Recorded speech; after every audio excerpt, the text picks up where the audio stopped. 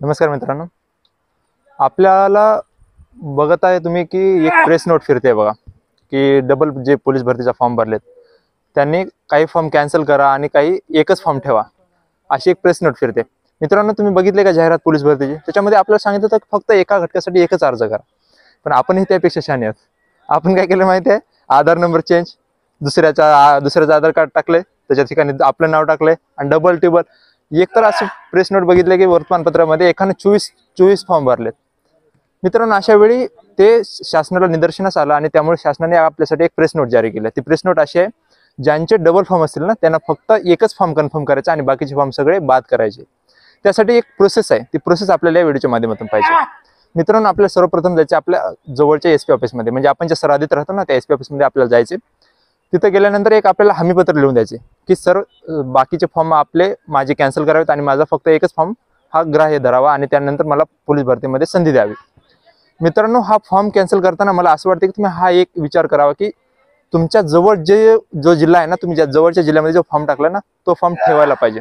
कारण मला असं वाटतं की तुम्ही जवळच्या जिल्ह्यामध्ये जर फॉर्म ठेवला ना तर तुम्हाला प्रवासाला जाण्यामध्ये अडचण होणार नाही आणि जेणेकरून तुमचं शरीर जर चांगलं असेल ना तुम्ही ग्राउंडमध्ये चांगला परफॉर्मन्स देसाल आणि त्याचा फायदा तुमच्या मार्कांना होईल. मग त्यामुळे हा विचार तुम्ही करायला हवा. मित्रांनो, तुम्हाला जायचं तुमच्या एसपी ऑफिसमध्ये. सर्वप्रथम तिथे गेल्यानंतर तुम्हाला एक हमीपत्र लिहायचे आणि त्यांना सांगायचं की हा माझ्या ह्या जिल्ह्यामधला फॉर्म ठेवायचा आहे आणि बाकी फॉर्म बाद करायचे.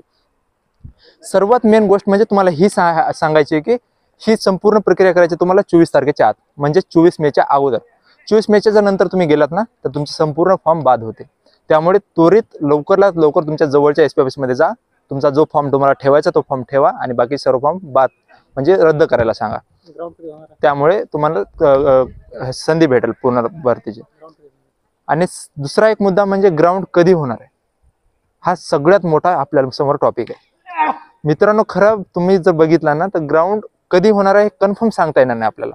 मागालच्या गोष्टी घ्या, मराठा आरक्षण झालं, मराठा आरक्षणानंतर त्यांचं सर्टिफिकेट यायला टाइम लागला, त्यामुळे त्यांना डेट वाढवून भेटली 15 एप्रिलपर्यंत. आपल्याला डेट वाढल्यामुळं पुन्हा आणखी गोंधळ निर्माण झाला.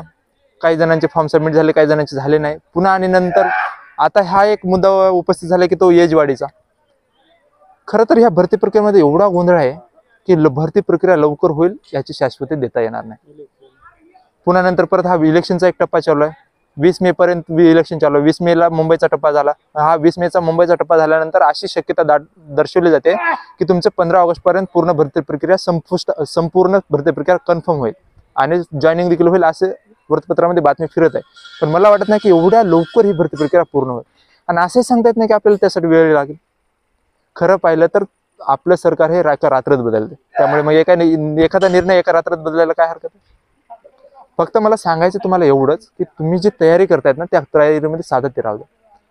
तुम्हाला सांगायचं म्हणजे मुद्दा हा लक्षात घ्या की एखादी गाडी जर असेल ना, एखादी गाडी आपण स्टार्ट करतोय, त्या गाडीला जेव्हा गाडी आपण चालवत असताना तेव्हा पहिल्या गेअरवरून दुसऱ्या गेअरवर तिसऱ्या गेअरवर जातो आणि एकदम चौथा गेअर टाकला तर काय होईल? आपली गाडी थोडीफार चालेल आणि ऑटोमॅटिकली बंद पडेल. आपल्या शरीराची तीच कंडिशन आहे मित्रांनो. तुम्ही भरती लवकर जवळ येईल म्हणून जर जी तयारी करतायत ना ती तयारी जर स्पीड वाढवलीच तयारी करण्याची तर तुमच्या शरीराला धोका निर्माण होऊ शकतो आणि यामध्ये तुम्ही तुमचं जे स्वप्न आहे ते स्वप्न खंडित राहू शकतं. त्यामुळे मला सांगायचं एवढंच की तुम्ही जी भरती प्रक्रियेमध्ये जी तयारी तुमची चालू आहे सुरळीतपणे जशी आहे तशीच चालू राहू द्या. त्याच्यामध्ये वाढू नका किंवा कमीही करू नका. कारण तुम्ही जर एका लेवलनं जर चाललात ना तर यश तुमच्याच हाती आहे. एवढंच सांगतो. धन्यवाद. थांबतो.